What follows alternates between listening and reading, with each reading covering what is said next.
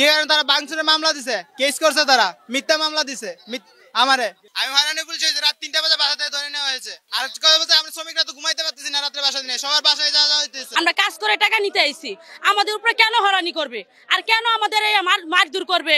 আমাদের মামলা দেওয়া হয়েছে, আর মামলা দিয়ে রাত্র 3টা 4টার সময় যার যার বাসা চেনে সেই বাসাকে পুলিশ টহল দিয়ে ধরে নিয়ে যাচ্ছে। তো আমাদের এখানে আজকে বিগত 6 থেকে 7 দিন ধরে বেতনের জন্য অনেক আন্দোলন হচ্ছে। তো আমাদের বেতন নেই, তো আমরা সবাই মানে এখানে অনেক গুন্ডা ফান্ডা এলাকার যত নেতা কেতা আছে সবাই দিয়ে আমাদের হুমকি দামকি দেওয়া হচ্ছে। নারায়ণগঞ্জে চাষারায় ইরোটেক্স গার্মেন্টসের শ্রমিকরা তাদের বকেয়া বেতন চাইতে গেলে গার্মেন্টস মালিকের ভাড়া করা সরকারি পুলিশ প্রশাসন বাহিনী এবং এলাকার মাস্তান বাহিনী দ্বারা শ্রমিকরা নির্যাতন ও মারধরের শিকার হচ্ছে। শ্রমিক তার ন্যায্য অধিকার চাইতে গেলে মালিক অহেতু তাদের নামে মিথ্যা মামলা দিচ্ছে।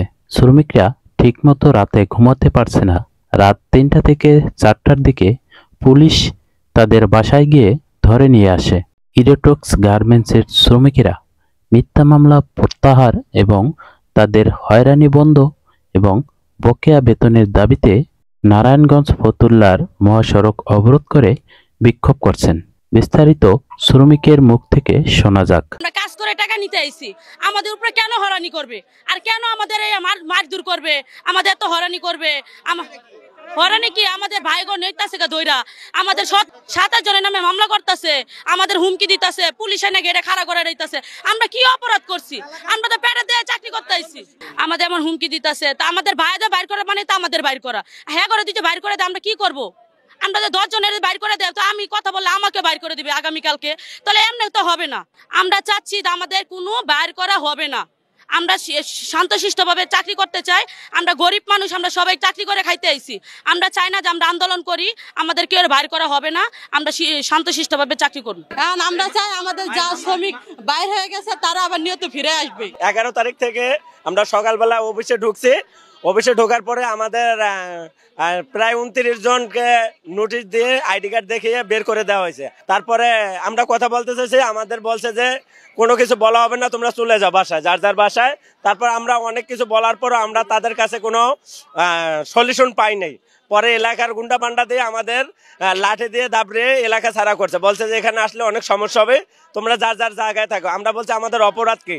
তারা বলছে তোমরা ভাঙচুর করছো, কিন্তু আমরা কারো কাছে কোনো জায়গায় যে ভাঙচুর করিনি। আমাদের 10 তারিখ হয়েছে, আমরা বেতন দাবি দেওয়ার জন্য গেছি, এটাই আমাদের অপরাধ। সেই জন্য আমাদের নোটিশ দিয়ে 7 দিনে বরখাস্ত করা হয়েছে। এখন পর্যন্ত ম্যানেজমেন্ট আমাদের কোনো সমাধান দেয় না, এমনকি গত মাসের বেতনটা পর্যন্ত আমাদের হ্যান্ডওভার করা হয়েছে। সবার বেতন তো আমাদের চলার মতো এখন কোনো পথ নাই।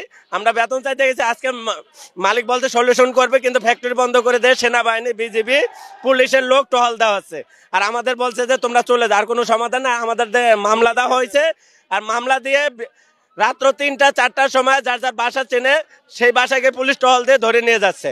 যে আমাদের নামে ভাঙচুরের মামলা আর আপনার 2 কোটি টাকার মামলা দেওয়া হয়েছে। যা আমি চাচ্ছি এটা সমাধান, আমাদের চাকরিতে যেন বহাল থাকে, আর কোনো শ্রমিক যেন মিথ্যা মামলা হয়রানি না হয়।